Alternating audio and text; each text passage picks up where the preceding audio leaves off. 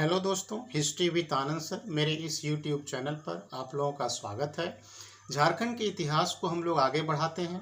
Last video में हम लोग चर्चा किए थे कि किस प्रकार से महात्मा गांधी का झारखंड में आगमन हुआ और कैसे उन्होंने असहयोग आंदोलन का कार्यक्रम तैयार किया था। अब हम लोगों को देखना है कि असहयोग आंदोलन जब झारखंड में आरंभ हुआ तो असहयोग आंदोलन के कार्यक्रमों को ही जो है सो विभिन्न क्षेत्रीय नेताओं के द्वारा उसको फलीभूत किया गया। झारखंड के विभिन्न क्षेत्रों में क्षेत्रीय नेताओं के द्वारा असहयोग आंदोलन के कार्यक्रमों को लागू करने का प्रयास किया गया। अब यहाँ पर जो प्रश्न एग्जाम में पूछे जाते हैं या पूछे जाएंगे तो हम लोग पाते हैं कि असहयोग आंदोलन के दौरान झारखंड के विभिन्न क्षेत्रों में, जैसे मान लीजिए कि पलामू का क्षेत्र हो, रांची का क्षेत्र हो, हजारीबाग का क्षेत्र हो, सिंहभूम का क्षेत्र हो या संथाल परगना का क्षेत्र हो, तो इन क्षेत्रों में क्या कुछ घटनाएं घटी थीं और कौन कौन से नेता जो है सो विभिन्न क्षेत्रों से जुड़े हुए थे, जो लोकल नेता थे। ठीक है, तो उन्हीं घटनाओं को जो है सो अब हम लोग देखेंगे। असहयोग आंदोलन का कार्यक्रम तैयार हो चुका है। असहयोग आंदोलन की शुरुआत भी एक प्रकार से 1 अगस्त 1920 को गांधी जी के द्वारा कर दी गई है। अब धीरे धीरे पूरे भारत में जो है सो इस आंदोलन का विस्तार होने लगता है और हम लोग पाते हैं कि 1921 का जो वर्ष था तो 1921 के वर्ष में पाते हैं कि पूरे झारखंड में यह आंदोलन जो है सो फैल जाता है। अब हम लोग पाते हैं कि असहयोग आंदोलन के दौरान ही 1920 में गांधी जी का जो है सो झारखंड में एक बार फिर से आगमन होता है और वो रांची के धर्मशाला में जो है सो रुकते हैं, जिसका नाम हम लोग जानते हैं कि जो मोदी धर्मशाला था। क्या नाम था? भीमराज बंशीधर मोदी धर्मशाला। तो भीमराज बंशीधर मोदी धर्मशाला में महात्मा गांधी जी रुकते हैं और यहीं पर जो है सो पहली बार विदेशी वस्त्रों की जो है सो होली जलाई जाती है। ठीक है, विदेशी वस्त्रों की होली जो है सो गांधी के नेतृत्व में पहली बार जो है सो झारखंड में जलाई जाती है और इसी दौरान ताना भगतों के साथ भी जो है सो गांधी जी का मुलाकात होता है। ताना भगतों की सादगी से गांधी जी काफ़ी प्रभावित भी होते हैं और माना जाता है कि ताना भगतों की टीम के द्वारा जो है सो गांधी जी को आंदोलन चलाने के लिए एक निश्चित राशि भी जो है सो भेंट की गई थी। ठीक है, अब असहयोग आंदोलन जो आरंभ हुआ तो हम लोग पाते हैं क्या कि पलामू का जो क्षेत्र था, तो पलामू के क्षेत्र में जो धनी सिंह जो खरवार थे, जो कलकत्ता के विशेष अधिवेशन में शामिल हुए थे और जिन्होंने गांधी जी से ये पूछा था कि छोटा नागपुर कैसे स्वतंत्र होगा और गांधी जी ने उन्हें कहा था कि जाइए कपास बोइए, चरखा काटिए, आपका छोटा नागपुर स्वतंत्र हो जाएगा। तो जैसे ही हम लोग पाते हैं कि असहयोग आंदोलन आरंभ हुआ, धनी सिंह खरवार ने खुद को पलामू का राजा जो है सो घोषित कर दिया। इन्होंने बड़ी संख्या में लोगों को एकत्रित किया और इनकी सहायता से जंगलों को जो है सो इन्होंने साफ किया और फिर कपास की खेती जो है सो इन्होंने आरंभ की। एक बड़ी संख्या लोगों की लेकर के धनी सिंह खरवार जो हैं जुलूस निकालते हुए डाल्टनगंज पहुंचे, लेकिन इस भीड़ को जो है सो तितर बितर कर दिया गया। अब असहयोग आंदोलन जब आगे बढ़ा पलामू के क्षेत्र में तो हम लोग पाते हैं कि बहुत सारे क्षेत्रीय नेताओं ने जो है सो इसका नेतृत्व किया। तो कौन कौन से प्रमुख नेता थे इसका नाम आप ध्यान में रखिएगा। पलामू में कौन कौन से थे? तो एक तो थे देवकी प्रसाद सिन्हा और बिंदेश्वरी पाठक, ये 2 प्रमुख नेता थे। ऐसे तो बहुत सारे नेता थे लेकिन ये 2 प्रमुख नेता थे पलामू से जुड़े हुए और असहयोग आंदोलन से संबंधित। ये 2 प्रमुख नेताओं का विशेष योगदान रहा, देवकी प्रसाद सिन्हा और बिंदेश्वरी पाठक। अब क्या हुआ कि असहयोग आंदोलन के दौरान ही हम लोग पाते हैं क्या कि 10 अक्टूबर 1920 को, है ना, इस तिथि को आपको ध्यान में रखना है, 10 अक्टूबर 1920 को बिहार स्टूडेंट कॉन्फ्रेंस का 15वां जो है सो अधिवेशन हुआ। बिहार स्टूडेंट कॉन्फ्रेंस का 15वां अधिवेशन 10 अक्टूबर 1920 को कहाँ हुआ? तो डाल्टनगंज में हुआ और इसकी अध्यक्षता किसने की? तो SCF एंड्रयूज के द्वारा जो है सो इसकी अध्यक्षता की गई। ये असहयोग आंदोलन के दौरान ही हुआ। इस कॉन्फ्रेंस में बहुत सारे क्षेत्रीय नेताओं के द्वारा जो है सो लोगों को संबोधित किया गया, असहयोग के कार्यक्रमों से जो है सो लोगों को परिचित कराया गया और इस कॉन्फ्रेंस ने एक प्रकार से आंदोलन को विस्तारित करने में, उसको विस्तार देने में जो है सो प्रमुख भूमिका निभाई। तो आपको याद रखना है कि असहयोग आंदोलन के दौरान ही डाल्टनगंज में बिहार स्टूडेंट कॉन्फ्रेंस का 15वां सम्मेलन हुआ था और इसकी अध्यक्षता CF एंड्रयूज के द्वारा जो है सो की गई थी। अब हम लोग पाते हैं क्या कि इस अधिवेशन में शामिल होने वाले जो प्रमुख नेता थे, तो एक तो मजहरुल हक का नाम आप ध्यान में रखिएगा, दूसरे अब्दुल बारी का नाम आप ध्यान में रखिएगा और तीसरा हसन आरजू का नाम जो है सो आप ध्यान में रखिएगा। 15वां जो बिहार स्टूडेंट कॉन्फ्रेंस का जो अधिवेशन हुआ उसमें इन 3 लोगों की प्रमुख भूमिका थी, मजहरुल हक की, अब्दुल बारी की और हसन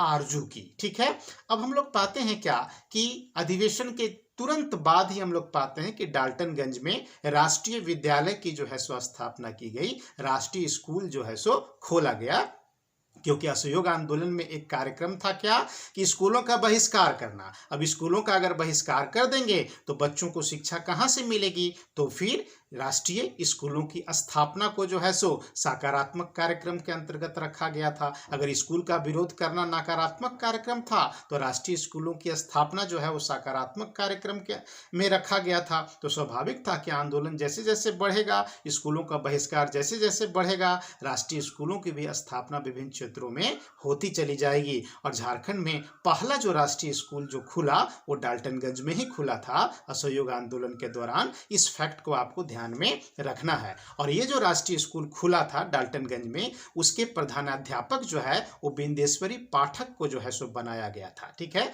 तो बिंदेश्वरी पाठक डाल्टनगंज के राष्ट्रीय स्कूल के जो है सो प्रचार नियुक्त हुए थे। साथ ही हम लोग पाते हैं क्या कि राष्ट्रीय पंचायतों की भी स्थापना गांव देहातों में जो है सो होने लगी थी। चूंकि न्यायालय का भी बहिष्कार करना था तो बड़ी संख्या में पलामू के क्षेत्र में राष्ट्रीय पंचायतों की भी जो है सो स्थापना हुई, जहां हम लोग पाते हैं क्या कि न सिर्फ अपना आपसी विवाद लोग इन पंचायतों में सुलझाते थे, बल्कि इन पंचायतों के माध्यम से खादी चरखा आदि का भी जो है सो प्रचार किया जाता था। हम लोग पाते हैं कुछ लोकल नेता पलामू के थे, जैसे कि रामनाथ पांडे थे, भागवत पांडे थे, तो इनकी भी जो है सो प्रमुख भूमिका रही आंदोलन को विस्तार देने में। ठीक है, हम लोग पाते हैं कि कृष्ण वल्लभ सहाय और देवकी प्रसाद सिन्हा के द्वारा गांव गांव का जो है सो दौरा किया गया और लोगों को जो है सो जागरूक किया गया। आंदोलन से जोड़ने में इन दोनों की, लोगों को आंदोलन से जोड़ने में इन दोनों की प्रमुख भूमिका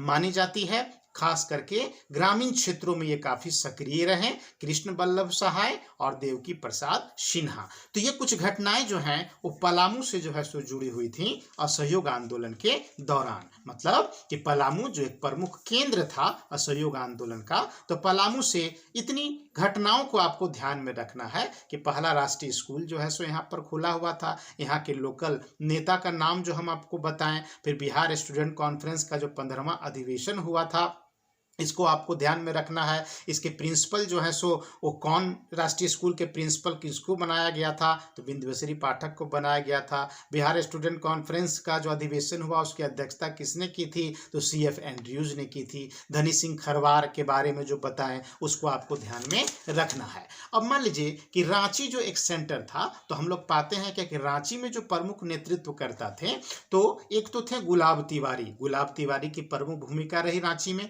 दूसरे थे मौलवी उस्मान और तीसरे थे स्वामी विश्वानंद। तो स्वामी विश्वानंद, मौलवी उस्मान और गुलाब तिवारी की भूमिका रांची के क्षेत्रों में जो है सो महत्वपूर्ण रही। इस आंदोलन में हम लोग पाते हैं कि 1921 में, है ना, नवंबर 1921 में रांची में पिंजरा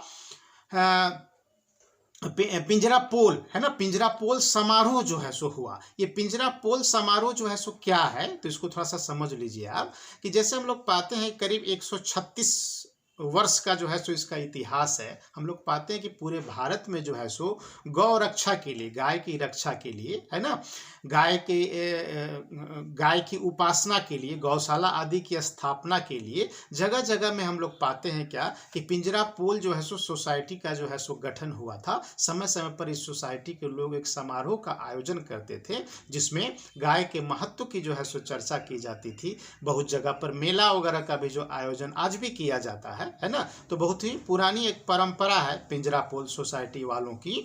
तो हम लोग पाते हैं कि एक समारोह जो है सो 1921 में पिंजरापोल सोसाइटी का रांची में जो है सो हुआ था, और इसमें है ना हम लोग पाते हैं कि असहयोग के कार्यक्रमों पर भी जो है सो चर्चा की गई थी और लोगों को जो है सो जागरूक करने का प्रयास किया गया था। अब हम लोग पाते हैं कि जैसे कुछ और नेता थे, जैसे कि अब्दुल रज्जाक हो गए, सुंदर दत्त हो गए, गुलाब तिवारी, मौलवी उस्मान, इन लोगों के द्वारा जो है सो आदिवासियों को भी आंदोलन से जोड़ने का जो है सो प्रयास रांची में किया गया, और इन लोगों के आह्वान पर हम लोग पाते हैं कि बहुत सारे आदिवासी जो हैं वो आंदोलन में शामिल हुए।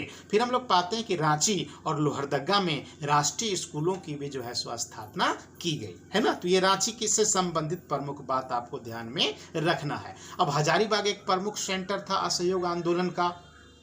हजारीबाग के संबंध में आपको ध्यान में ये रखना, बड़ा इंपॉर्टेंट ये फैक्ट ये है कि जो स्कूलों का जो बहिष्कार हुआ और न्यायालयों का जो बहिष्कार हुआ, तो सबसे ज़्यादा जो है सो स्कूलों का बहिष्कार और न्यायालयों का बहिष्कार अगर सफल रहा तो हजारीबाग में ही जो है सो सफल रहा, है ना। मतलब कि स्कूलों के बहिष्कार के मामले में और न्यायालय के बहिष्कार के मामले में हजारीबाग ज़्यादा सफल रहा दूसरे जगहों की तुलना में। तो हम लोग पाते हैं क्या, बहुत सारे वकीलों ने जो है सो अपनी वकालत छोड़ दी हजारीबाग में, फिर बहुत सारे विद्यार्थियों ने जो है सो अपनी पढ़ाई छोड़ दी। यहाँ के जो प्रमुख नेता थे, हजारीबाग के जो प्रमुख नेता थे, तो एक तो थे बजरंग सहाय, बहुत ही इंपॉर्टेंट नेता थे। तो बजरंग सहाय का नाम आप ध्यान में रखिएगा, हजारीबाग से जुड़े हुए नेता थे। फिर कृष्ण वल्लभ सहाय जो है सो हजारीबाग से जुड़े हुए नेता थे, जो पलामू के क्षेत्र में भी काफी एक्टिव रहे।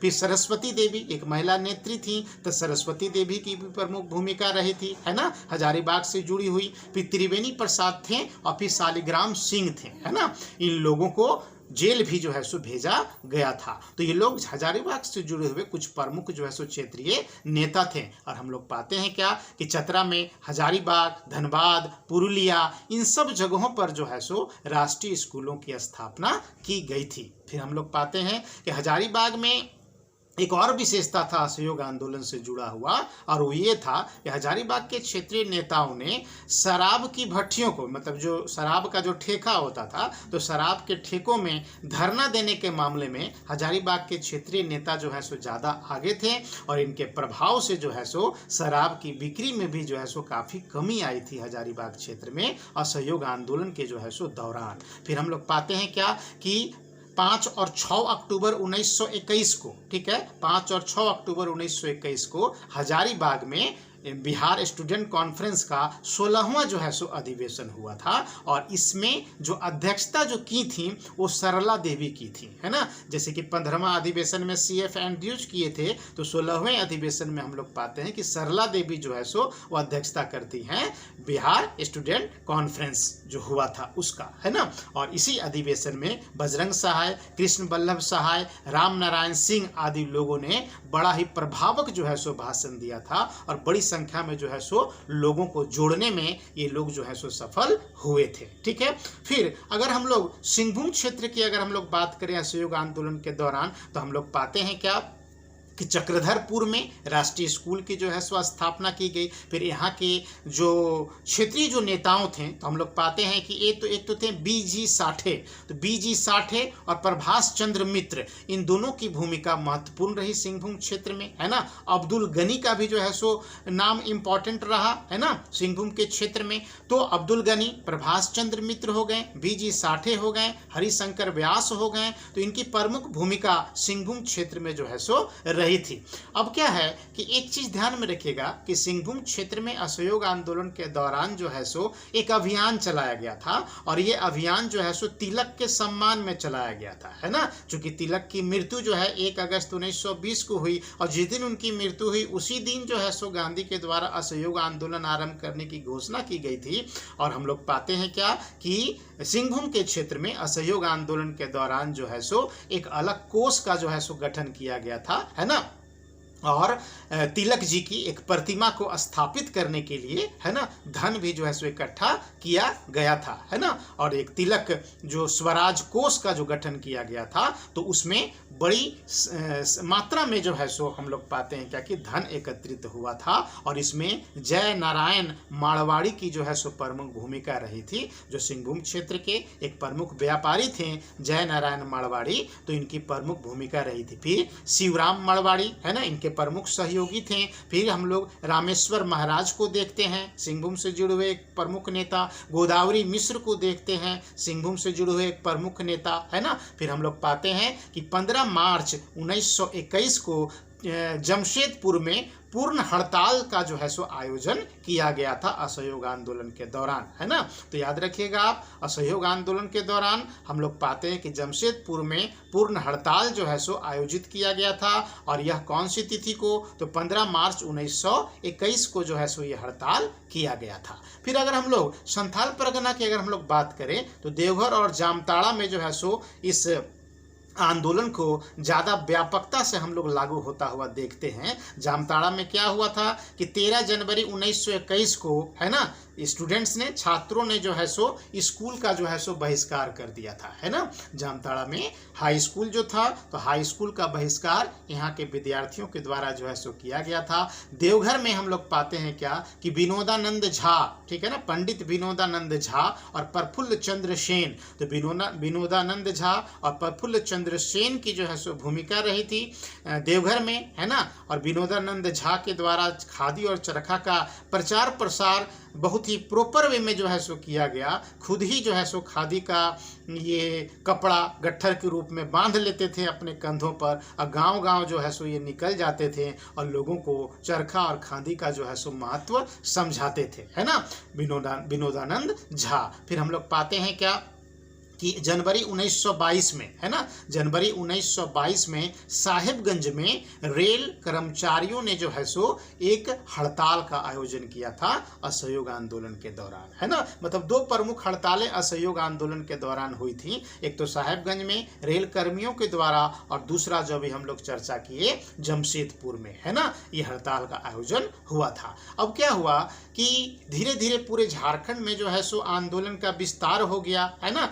आंदोलन पूरे अपने सबाब पर था, लेकिन अचानक से ही चौरा चौरी की घटना घट गई 5 फरवरी 1922 को, है ना। गोरखपुर के चौरा चौरी में हम लोग पाते हैं क्या कि आंदोलनकारियों के द्वारा एक थाने को जला दिया जाता है, जिससे 22 पुलिसकर्मियों की जो है सो मौत हो जाती है। और इसी को आधार बना करके हम लोग पाते हैं क्या कि गांधी जी बारदोली बैठक में 12 फरवरी 1922 को असहयोग आंदोलन को वापस लेने की जो है सो घोषणा कर देते हैं, और धीरे धीरे आंदोलन का आवेग जो है वो ठंडा हो जाता है ना।